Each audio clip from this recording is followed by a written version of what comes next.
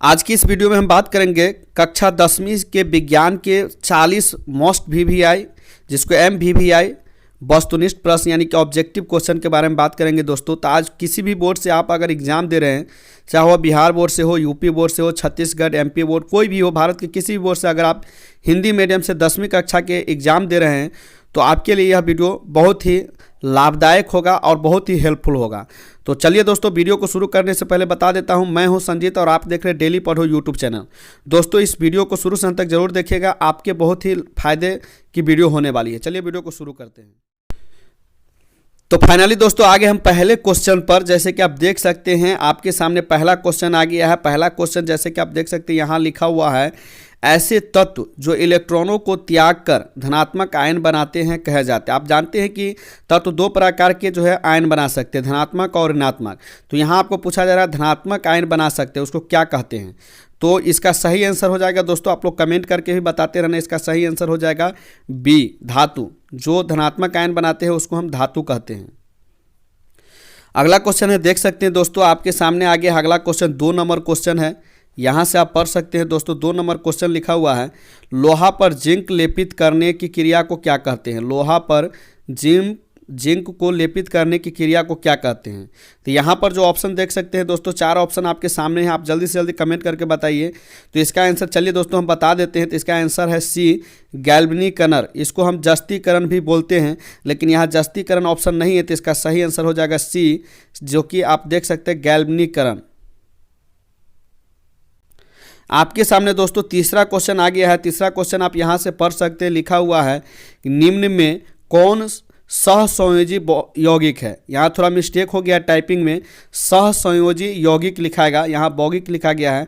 तो दोस्तों इसका सही आंसर होगा C, CH4। CH4 को सहसंयोजी यौगिक कहते हैं। तो चलिए अब हम अगला क्वेश्चन की ओर चलते हैं। तो अब हम आ गए हैं दोस्तों 4 नंबर क्वेश्चन पर। जैसे कि आप यहाँ से पढ़ सकते हैं, 4 नंबर जो क्वेश्चन है आपका, 4 नंबर क्वेश्चन, तो यहाँ पर पढ़ लीजिएगा दोस्तों सही से। यहाँ पर लिखा हुआ आभूषण बनने वाला सोना होता है। आभूषण बनने वाला सोना कितना कैरेट को होता है। ऑप्शन में आपको कैरेट में दिया हुआ है, तो आपको सही जवाब इसमें से ढूंढना है। तो आपका जो इसका सही आंसर हो जाएगा, आभूषण बनाने के लिए जो सोना की जरूरत पड़ती है दोस्तों, 22 कैरेट की सोना की जरूरत पड़ती है। तो चलिए दोस्तों इसका सही आंसर हो जाएगा C, 22 कैरेट। याद रखिएगा 22 कैरेट। फाइनली दोस्तों फिर से हम आगे अगले क्वेश्चन पर, 5 नंबर क्वेश्चन पर। जैसे कि आप पढ़ सकते हैं 5 नंबर जो क्वेश्चन है, निम्न में कौन सा उत्कृष्ट तत्व है, यानी उत्कृष्ट तत्व इसमें से कौन सा है। तो ऑप्शन में से आपको ABCD में से चुनना है, जल्दी जल्दी कमेंट कीजिए। तो चलिए इसका सही आंसर हम दे देते हैं दोस्तों। इसका सही आंसर होगा C, आर्गन। निम्न में कौन सा उत्कृष्ट तत्व है, तो उत्कृष्ट तत्व आर्गन को कहा जाता है, जिसको उत्कृष्ट गैस भी कहा जाता है। तो चलिए 6 नंबर क्वेश्चन को हम फिर से देख लें। तो 6 नंबर क्वेश्चन दोस्तों आप पढ़ सकते हैं। यहाँ से जो 6 नंबर आपका क्वेश्चन है, इसमें लिखा हुआ है ताम्र एवं टीन के मिश्र धातु को क्या कहते हैं। ताम्र एवं टीन के मिश्र धातु को क्या कहते हैं। तो यहाँ पर जो सही आंसर हो जाएगा दोस्तों, आप लोग सोच लिए होइएगा, इसका सही आंसर हो जाएगा कांसा। यानी तांबे और टीन को जब मिलाया जाता है तो उससे जो मिश्र धातु बनता है उसको कांसा बोला जाता है। 7 नंबर क्वेश्चन, जैसे कि दोस्तों आप देख सकते हैं 7 नंबर जो क्वेश्चन है, यहाँ पर लिखा हुआ है प्लास्टर ऑफ पेरिस का रासायनिक सूत्र। ये भी मोस्ट VVI क्वेश्चन है, जिसको आप MVVI भी बोलते हैं। प्लास्टर ऑफ पेरिस का रासायनिक सूत्र बहुत ही अधिक परीक्षा में पूछा गया है। तो चलिए इसका आंसर देख लेते हैं दोस्तों। इसका सही आंसर होगा B is the right answer. यहाँ पर सूत्र पढ़ सकते हैं दोस्तों, प्लास्टर ऑफ पेरिस का सूत्र होता है CaSO4 × 1/2 H2O। इसका सही आंसर हो गया B। प्लास्टर ऑफ पेरिस का उपयोग दोस्तों आप लोग को बता दें, प्लास्टर ऑफ पेरिस का उपयोग जो अधिकतर जो है टूटे फूटे हड्डियों को जोड़ने के लिए, जो उसका प्लास्टर जो होता है, हाथ का बैंडेज जिसको कहते हैं, गोर का बैंडेज, उसमें किया जाता है। 7 नंबर क्वेश्चन दोस्तों देख लेते हैं, 8 नंबर क्वेश्चन यहाँ पर देख लेते हैं दोस्तों। 8वां जो क्वेश्चन है, अम्ल और क्षार आपस में अभिक्रिया कर क्या बनाते हैं। अम्ल और क्षार आपस में अभिक्रिया कर क्या बनाते हैं। तो इसका सही आंसर हो जाएगा दोस्तों C, लवण बनाते हैं। अम्ल और क्षार आपस में अभिक्रिया कर लवण बनाते हैं, जिसको नमक भी कहते हैं। अब हम आ गए 9 नंबर क्वेश्चन पर दोस्तों, जो कि ये भी एक वेरी वेरी इंपॉर्टेंट क्वेश्चन कह सकते हैं दोस्तों। यहाँ भी एक सूत्र पूछा गया है, बुझा हुआ चूना है। इस प्रकार के क्वेश्चन आपके परीक्षा में, बोर्ड एग्जाम में बहुत ज़्यादा पूछे जाते हैं। सूत्र वाला बुझा हुआ चूना कह देगा, कभी कभी जो है बिना बुझा हुआ चूना भी कह देगा। तो इसका सही आंसर देख लेते हैं दोस्तों। इसका सही आंसर क्या होगा? तो इसका सही आंसर होगा बी, CaO, कैल्शियम ऑक्साइड इसको कहते हैं दोस्तों। CaO इसका सही आंसर होगा। CaO, C से कैल्शियम हो जाएगा और O से ऑक्साइड हो जाएगा। तो इसका सही आंसर हो गया बी। इसके बाद दोस्तों आ जाता है 10 नंबर क्वेश्चन, जो कि यहाँ देख सकते हैं लिखा हुआ, निम्न में कौन भस्म नहीं है? इसमें से आपको भस्म चुनना है, भस्म कौन नहीं है। तो यहाँ जो ऑप्शन है दोस्तों CaO, जो अभी पढ़े हैं, चूना है, बिना बुझा हुआ चूना का सूत्र पढ़े हैं, बुझा हुआ चूना का। और इसके बाद NaCl है जो कि नमक है, NaOH है जो कि एक क्षार है, और Na2CO3 है। तो इसका सही आंसर देख लेते हैं दोस्तों। सही आंसर इसका दोस्तों हो जाएगा NaCl। NaCl यानी कि सोडियम, Na से होता है सोडियम, Na से सोडियम, और Cl से होता है chloride, sodium chloride. Sodium chloride एक प्रकार का भस्म है। तो दोस्तों आगे है 11 नंबर क्वेश्चन पर। 11 नंबर क्वेश्चन पढ़ लेते हैं। 11 नंबर जो क्वेश्चन है दोस्तों, आमीटर का प्रतिरोध होता है। आमीटर का प्रतिरोध क्या होता है, कितना होता है? तो इसका जो ऑप्शन है दोस्तों यहाँ से पढ़ सकते हैं। ऑप्शन जो दिया हुआ है, छोटा होता है, बड़ा होता है, बहुत छोटा होता है, इनमें से कोई नहीं। तो इसका राइट आंसर जो हो जाएगा दोस्तों ए, अमीटर का प्रतिरोध जो होता है वह छोटा होता है। क्या होता है? छोटा होता है। 12 नंबर क्वेश्चन आ जाता है दोस्तों। 12 नंबर क्वेश्चन आप पढ़ सकते हैं, यहाँ पर दिया हुआ है 12 नंबर क्वेश्चन, विद्युत बल्ब का फिलामेंट निम्न में से किस धातु का बना होता है? यह सबसे वेरी वेरी इंपॉर्टेंट कह सकते हैं। ये क्वेश्चन हर बोर्ड परीक्षा में पूछे जाते हैं। विद्युत बल्ब, जो हम बिजली बल्ब जो घर में लगाते हैं, उसका जो तंतु होता है जिसको फिलामेंट बोलते हैं, उसके अंदर में जो एक तार लपटा हुआ रहता है, वह किसका बना होता है? तो चलिए दोस्तों इसका आंसर बता देते हैं। इसका जो ऑब्जेक्टिव ऑप्शन जो है, तांबा का, नाइक्रोम का, सीसा का, टंगस्टन का। तो इसका जो सही आंसर हो जाएगा दोस्तों डी हो जाएगा, डी, टंगस्टन का। इसके बाद दोस्तों आ जाता है 11 नंबर क्वेश्चन। आप लोग दोस्तों कमेंट करते रहिएगा, हमसे पहले जो है आंसर देने का कोशिश कीजिएगा, ताकि आप लोग को ज़्यादा से ज़्यादा याद हो पाएगा। तो 13 नंबर क्वेश्चन दोस्तों देख सकते हैं, रियो एस्टेट का उद्देश्य क्या है? 13 नंबर क्वेश्चन, रियो एस्टेट का उद्देश्य क्या है? तो इसका ऑप्शन दोस्तों 4 ऑप्शन है, जैसे कि आप पढ़ सकते हैं। धारा का परिमाण में वृद्धि, धारा का परिमाण में कमी, धारा का परिमाण में वृद्धि, इनमें से कोई नहीं। तो इसका सही आंसर चलिए दोस्तों हम बता देते हैं। इसका सही आंसर होगा सी, इसका सही आंसर होगा सी, धारा का परिमाण में वृद्धि। तो इसके बाद दोस्तों 14 नंबर क्वेश्चन आ गया है। 14 नंबर क्वेश्चन भी आप लोग पढ़ सकते हैं, बहुत ही मोस्ट VVI क्वेश्चन है। विद्युत आवेश का SI मात्रक होता है। विद्युत आवेश का SI मात्रक क्या होता है? SI लिखा हुआ है दोस्तों, सही से पढ़िएगा, यहाँ पर थोड़ा मिस्टेक है। SI मात्रक, जिसको हम सिस्टम ऑफ इंटरनेशनल सिस्टम जो है, उसमें विद्युत आवेश का SI मात्रक क्या है? तो यहाँ पर ऑप्शन दोस्तों देख सकते हैं।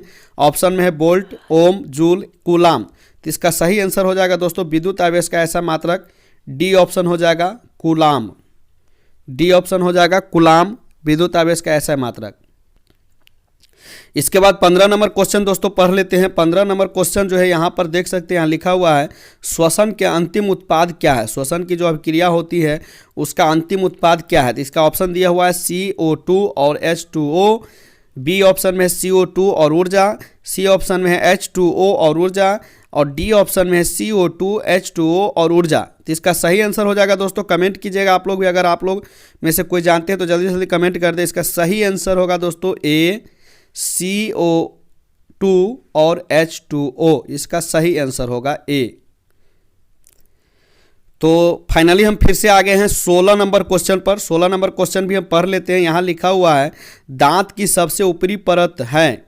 दांत की सबसे ऊपरी परत इसमें से क्या है? डेंटाइन, इनामेल, अस्थि, क्राउन। तो इसका सही ऑप्शन जिसको पता है जल्दी से जल्दी कमेंट कर दे। तो इसका सही आंसर हो जाएगा दोस्तों बी, इनामेल। दांत की सबसे ऊपरी परत जो होती है उसको इनामेल कहते हैं। क्या कहते हैं? इनामेल। 17 नंबर क्वेश्चन दोस्तों देख सकते हैं, यहाँ से आप लोग देख सकते हैं 17 नंबर क्वेश्चन, मानव आहार नाल का सबसे लंबा भाग, मोस्ट VVI क्वेश्चन, जल्दी से जल्दी कमेंट करके बताइए इसका आंसर क्या होगा। तो चलिए दोस्तों, सबसे पहले हम इसका ऑप्शन पढ़ लेते हैं। मानव आहार नाल का सबसे लंबा भाग अमाशय, छोटी आंत, ग्रास नली, बड़ी आंत। तो इसका सही आंसर दोस्तों हम बता देते हैं बी, जो कि बहुत सारे दोस्तों ने कमेंट करके भी बता दिया बी, छोटी आंत। मानव आहार नाल का सबसे लंबा भाग, नाम भले ही छोटी है लेकिन सबसे लंबा है, छोटी आंत। आहार नाल, उसके बाद आता है दोस्तों 18 नंबर क्वेश्चन। 18 नंबर क्वेश्चन जैसे कि आप यहाँ से पढ़ सकते हैं, पराग कण निम्न में से किसके अंदर बनते हैं? पराग कण निम्न में से किसके अंदर बनते हैं? इसका ऑप्शन है ए, पराग कोश में, बी, अंडाशय में, सी, वर्तिका में, डी, पतिया में। तो पराग कण जो दोस्तों बनता है उसका सही ऑप्शन हो जाएगा ए, पराग कण जो है पराग कोश में बनता है, जो कि फूल में पाया जाता है। किसी भी फूल के पराग कण जो है पराग कोश में पाए जाते हैं, जिस पर तितलियां बैठती है और उसको चूसती रहती हैं। फाइनली दोस्तों तो हम आगे हैं 19 नंबर क्वेश्चन पर। 19 नंबर क्वेश्चन भी आप लोग पढ़ सकते हैं। यहाँ से दोस्तों लिखा हुआ चालिनी नलिकाएं पाई जाती है। चालिनी नलिकाएं पाई जाती है किस में? जंतुओं में, जाइलम में, फ्लोएम में, एक कोशिकीय पौधे में। तो इसका सही आंसर, हाँ, बहुत सारे दोस्त कमेंट कर रहे हैं ए, लेकिन नहीं, ए आंसर इसका सही नहीं होगा दोस्तों। हम बता देते इसका सही आंसर हो जाएगा बी, जाइलम में। चालिनी नलिकाएं जो पाई जाती है दोस्तों जाइलम में पाई जाती है, ना कि ए जंतुओं में। तो इसका ऑप्शन सही से याद कर लीजिएगा, चालिनी नलिकाएं जो पाई जाती है जाइलम में पाई जाती है। बी ऑप्शन इसका करेक्ट होगा, बी ऑप्शन। तो चलिए दोस्तों अब हम चलते हैं 20 नंबर क्वेश्चन पर। 20 नंबर क्वेश्चन दोस्तों बहुत ही most important, very important question है दोस्तों। जिसको पता है जल्दी से जल्दी कमेंट कर दो। क्वेश्चन एक बार पढ़ लेते हैं। क्वेश्चन है आरबीसी की जीवन अवधि होती है। आरबीसी की जीवन अवधि यानी आरबीसी जो रेड ब्लड जो सेल्स होते हैं, यानी खून का जो रेड ब्लड कॉर्पुस्कल जिसको कहते हैं, वह कितने दिनों तक जी सकती है, उसकी अवधि कितनी होती है, कितने दिनों के बाद वह मर जाती है। तो इसका सही ऑप्शन जल्दी से जल्दी बताइए। इसका एक ए ऑप्शन है 120 दिन, बी ऑप्शन है 180 दिन, सी ऑप्शन है 80 दिन और डी ऑप्शन है 220 दिन। हाँ, बहुत सारे दोस्त कमेंट कर रहे हैं बी नहीं, बी ए सही है, सी अरे कुछ ना कुछ तो होगा ही। चलिए बता देते हैं, इसका सही आंसर होगा ए, 120 दिन। आरबीसी की जीवन की अवधि जो होती है वह 120 दिन होती है, यानी रेड ब्लड कण जो होते हैं वह 120 दिन तक जीवित रह सकती है। 21 नंबर क्वेश्चन देख लेते हैं दोस्तों। 21 नंबर जो क्वेश्चन है यहाँ से पढ़ सकते हैं, जस्ता का अयस्क होता है, यानी जस्ता किस चीज़ से बनता है? अयस्क बोला जाता है जिससे कोई भी चीज़ बनता है, यानी जस्ता का अयस्क क्या होता है? तो इसमें आपको कभी कभी सोना का अयस्क पूछा जाता है, चांदी का अयस्क पूछा जाता है, एल्युमिनियम का अयस्क पूछा जाता है। तो यहाँ पर जो है जस्ता का अयस्क पूछा है। आप लोग के पास जो भी हो याद कर लीजिएगा, सभी चीज़ों का अयस्क एक न एक पूछेगा ही। तो चलिए इसका सही आंसर हम बता देते हैं। जस्ता का जो अयस्क होता है जिंक ब्लेड होता है दोस्तों, जिंक ब्लेड से ही जस्ता बनता है। और बॉक्साइट जो यहाँ देख रहे हैं सी, इससे एल्युमिनियम बनाया जाता है। तो यहाँ आपका सही आंसर हो जाएगा बी, जिंक ब्लेड से जस्ता को बनाया जाता है। तो 50% क्वेश्चन मेरा इसमें से सॉल्व हो गया। 40 क्वेश्चन बनाना है, जिसमें से 22 नंबर क्वेश्चन पर दोस्तों पहुंच चुके हैं। वीडियो आप लोगों को अच्छा लग रहा है तो ज़्यादा से ज़्यादा शेयर कीजिए, ताकि आपके साथ जो भी एग्जाम में बैठने वाले, इस बार 2022 के बोर्ड एग्जाम में जो भी बैठने वाले हैं, उसको जल्दी से जल्दी ये VBI मोस्ट VBI क्वेश्चन जो है उनको भी पता चल सके 2022 के लिए। तो चलिए दोस्तों 22 नंबर क्वेश्चन देख लेते हैं, पढ़ लेते हैं समय को गंवाए बिना। यहाँ पर लिखा हुआ सिलिकॉन है एक। सिलिकॉन क्या है? इसमें से एक धातु है, अधातु है, उपधातु है, मिश्र धातु है। तो चलिए इसका दोस्तों सही आंसर हम बता दें। इसका सही आंसर हो जाएगा उपधातु। सिलिकॉन जो है दोस्तों एक उपधातु है। इसका सही आंसर हो जाएगा सी इज द राइट आंसर। इसके बाद हम आ जाते हैं 23 नंबर क्वेश्चन पर। 23 नंबर क्वेश्चन यहां से आप दोस्तों पढ़ सकते हैं। 23 नंबर क्वेश्चन, एल्कोहल में कौन सा तत्व उपस्थित होता है? जी हाँ, जो हम शराब पीते हैं यानी एल्कोहल जो होता है उसमें कौन सा चीज़ ऐसा पाया जाता है जो इतना नशा लगता है? तो चलिए दोस्तों ऑप्शन पहले पढ़ लेते हैं। ऑप्शन है कार्बन, ऑक्सीजन, हाइड्रोजन, नाइट्रोजन। तो दोस्तों एल्कोहल में कौन सा चीज़ पाया जाता है? आप लोग भी पीते होइएगा, पता है स्टूडेंट लोग बहुत ज़्यादा एल्कोहल की मात्रा लेते हैं। तो चलिए जल्दी से कमेंट करके बता दीजिए। चलिए हम भी अपना आंसर बता देते हैं। इसका सही आंसर हो जाएगा D, nitrogen. D is the right answer. Nitrogen alcohol में पाया जाता है। चलिए हम अब 24 नंबर क्वेश्चन पर चलते। तो दोस्तों यह ऑनलाइन क्लास आप लोग को कैसा लग रहा है। अगर वीडियो आप लोग को अच्छा लग रहा है तो ज़्यादा से ज़्यादा शेयर कीजिए, क्योंकि अभी कोरोना काल में पढ़ाई तो चौपट है ही दोस्तों। हमारा एक सोच है कि ज़्यादा से ज़्यादा दोस्त जितने भी स्टूडेंट हो सके हमसे हेल्प पा सके, हम उसकी कोई काम आ सके। तो चलिए दोस्तों 24 नंबर क्वेश्चन भी देख लेते हैं। यहाँ पर 24 नंबर क्वेश्चन पर आ गए हैं। 24 नंबर जो क्वेश्चन है, मेथनोइक अम्ल का सामान्य नाम क्या है, यानी मेथनोइक अम्ल को साधारण भाषा में किस नाम से पुकारा जाता है। तो यह बहुत ही इंपॉर्टेंट क्वेश्चन है दोस्तों। चलिए इसका आंसर हम बता देते हैं। इसका सही आंसर हो जाएगा ए, फॉर्मिक अम्ल। दोस्तों इससे पहले वाले वीडियो में भी हम बताए हुए कि मेथनोइक अम्ल जो है फॉर्मिक अम्ल को कहा जाता है, और इससे एक रिलेटेड क्वेश्चन पूछा जाता है। जैसे कि आपको पूछ लिया जाता है नेटल पौधे के डंक में कौन सा अम्ल पाया जाता है, तो उसका आंसर दोस्तों यही होता है फॉर्मिक अम्ल। जब आपको पूछा जाए चींटी के डंक में कौन सा अम्ल पाया जाता है, तो उसका भी आंसर दोस्तों यही होगा फॉर्मिक अम्ल। जब आपको पूछा जाएगा मधुमक्खी के डंक में, यानी किसी भी चीज़ को काटने पर जो अम्ल होता है पाया जाता है, उसमें फॉर्मिक अम्ल होता है। तो इसका सही आंसर हो जाएगा ए। चलिए दोस्तों 25 नंबर क्वेश्चन पर हम आ गए हैं। 25 नंबर क्वेश्चन जैसे कि आप यहाँ से देख सकते हैं 25 नंबर क्वेश्चन, चलिए हम यहाँ से दिखा देते हैं। स्वपोषी पोषण के लिए आवश्यक है, स्वपोषी पोषण के लिए क्या आवश्यक है, तो चलिए इसका आंसर बता देते हैं दोस्तों। स्वपोषी पोषण के लिए जो आवश्यक चीज़ है इनमें से सभी, डी ऑप्शन इसका सही होगा।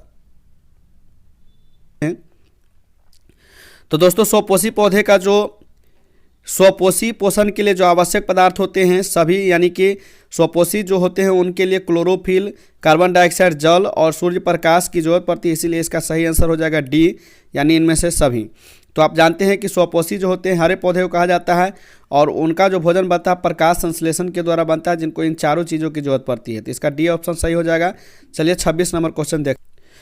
तो 26 नंबर क्वेश्चन दोस्तों यहाँ से देख सकते हैं। यहाँ पर जो 26 नंबर क्वेश्चन है, मैग्नीशियम पाया जाता है। मैग्नीशियम किस में पाया जाता है, इसका ऑप्शन दिया हुआ है क्लोरोफिल में, लाल रक्त कण में, वर्णी लवक में, श्वेत रक्त कण में।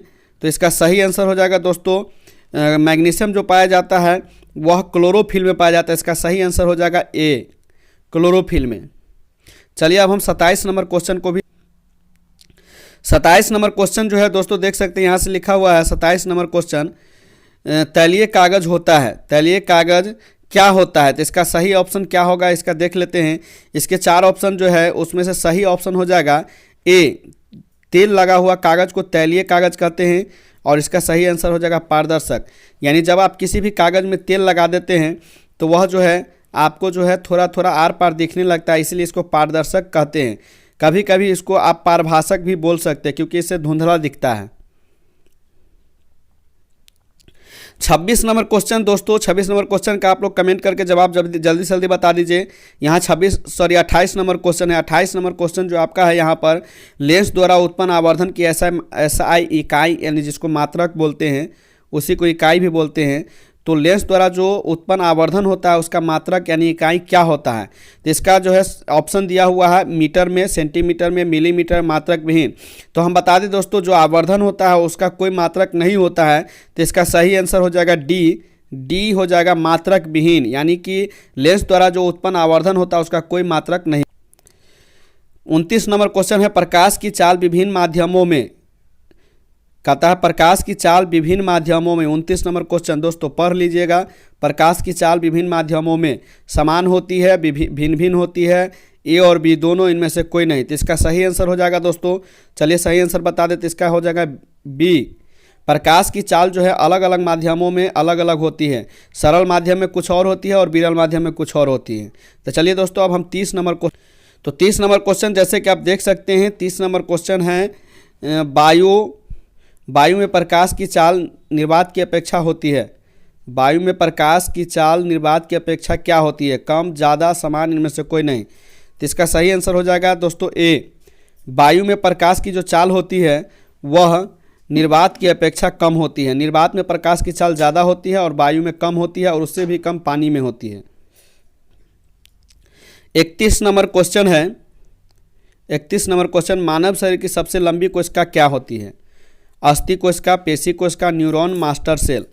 तो दोस्तों मानव शरीर की जो सबसे लंबी कोशिका होती है उसको न्यूरॉन कहते हैं। तो इसका सही आंसर हो जाएगा सी, इसका सही आंसर हो जाएगा सी, न्यूरॉन।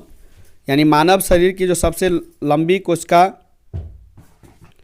होती है वह न्यूरॉन होती है। क्वेश्चन नंबर 32 जैसे कि दोस्तों यहाँ से पढ़ सकते हैं आप लोग, अंडाणु निषेचित होता है। अंडाणु निषेचित कहाँ होता है? योनि में, गर्भाशय में, अंडाशय में, फैलोपियन नलिका में। तो दोस्तों इसका राइट आंसर हो जाएगा डी, फैलोपियन नलिका में। अंडाणु जो निषेचित होती है दोस्तों, स्पर्म जो निषेचित होती है वह फैलोपियन नलिका में जाकर के जो है निषेचित होती है, जो लड़कियों में पाई जाती है। अगला क्वेश्चन है दोस्तों 33 नंबर क्वेश्चन है, मोस्ट क्वेश्चन है, यहाँ से पढ़ सकते हैं। 33 नंबर क्वेश्चन, निम्नांकित में कौन पादप हार्मोन है? निम्नांकित में कौन पादप हार्मोन है? तो यहाँ जो ऑप्शन दिया हुआ एथिलीन, साइटोकाइनिन, ऑक्जिन और ऑक्सीटॉक्सिन, यानी कि पादप हार्मोन हमको पूछ रहा है। पादप का मतलब होता है पेड़ पौधा, तो पेड़ पौधा में जो हार्मोन कहता है कि कौन पादप हार्मोन नहीं है दोस्तों, तो गौर से क्वेश्चन पढ़िएगा, इनमें से कौन पादप हार्मोन नहीं है, यानी कि जो पेड़ पौधों में नहीं पाई जाती है। तो इसका सही आंसर हो जाएगा दोस्तों डी, ऑक्सीटॉक्सिन। ऑक्सीटॉक्सिन जो है यह पेड़ पौधों में नहीं पाई जाती है। 34 नंबर क्वेश्चन है, फूल में नर प्रजनन अंग कौन सा है? फूल में नर प्रजनन अंग कौन सा है? इसका ऑप्शन है पुंकेसर, अंडाशय, वर्तिका। तो इसका सही आंसर हो जाएगा दोस्तों ए, पुंकेसर। फूल में नर प्रजनन अंग पुंकेसर होता है। 35 नंबर क्वेश्चन दोस्तों देख लेते हैं। 35 नंबर क्वेश्चन जो यहाँ लिखा हुआ है, 35 नंबर क्वेश्चन पढ़ सकते हैं। निम्नलिखित में किसमें द्विखंडन नहीं होता है? अमीबा में, ईस्ट में, पैरामीशियम में, यूग्लिना में। तो इसका सही आंसर हो जाएगा ईस्ट में द्विखंडन नहीं होता है। सही आंसर बी। अब पढ़ सकते हैं 36 नंबर क्वेश्चन जो है, पारिस्थितिकी तंत्र में ऊर्जा का स्रोत कौन है? वायु, सूर्य प्रकाश, वर्षा जल, मिट्टी। पारिस्थितिक तंत्र में ऊर्जा का स्रोत कौन सा है? तो इसका सही आंसर हो जाएगा बी, सूर्य प्रकाश। पारिस्थितिकी तंत्र में ऊर्जा का स्रोत सूर्य प्रकाश होता है।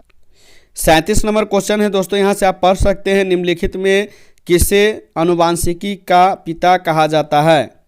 निम्नलिखित में किसे आनुवांशिकी का पिता कहा जाता है? ऑप्शन है Charles Darwin, Gregor John Mendel, Lamarck, Weismann. तो इसका सही आंसर हो जाएगा दोस्तों B, Gregor John Mendel. Gregor John Mendel जो है उनको आनुवांशिकी का पिता कहा जाता है, जिन्होंने मटर के पौधे पर पता लगाया था आनुवांशिकी गुण का। इसके बाद आ जाता है दोस्तों 38 नंबर क्वेश्चन, हरे पौधे क्या कहलाते हैं? उत्पादक, उपभोक्ता, अपघटक, इनमें से कोई नहीं। तो बहुत सा आसान क्वेश्चन है दोस्तों, कमेंट करके आप लोग बता सकते हैं। इसका सही आंसर हो जाएगा ए, उत्पादक। हरे पौधे को उत्पादक कहा जाता है। चलिए हम 39 नंबर क्वेश्चन देख लेते हैं। तो 39 नंबर क्वेश्चन जैसे कि आप दोस्तों देख सकते हैं, यहाँ पढ़ सकते हैं, नर युग्मक में गुणसूत्र की संख्या कितनी होती है? नर युग्मक में गुणसूत्रों की संख्या कितनी होती है? 22, 23, 24, 11। तो इसका सही आंसर जो हो जाएगा दोस्तों, नर युग्मक में गुणसूत्रों की जो संख्या होती है 23 होती है। तो इसका सही आंसर हो जाएगा बी, 23। नर युग्मक में 23 गुणसूत्र होते हैं। अब इसके बाद दोस्तों आ जाता है लास्ट क्वेश्चन, 40 नंबर क्वेश्चन। तो चलिए हम 40 नंबर क्वेश्चन जो लास्ट है उसको भी देख लेते हैं। तो फाइनली दोस्तों आ गए हैं इस वीडियो के सबसे लास्ट क्वेश्चन पर। 40 क्वेश्चन का जो मेरा टारगेट था, आशा करते हैं कि आप लोग पूरा क्वेश्चन देख लिए। और 40 नंबर जो क्वेश्चन है दोस्तों, यहाँ से पढ़ सकते हो, ओजोन परत पाई जाती है।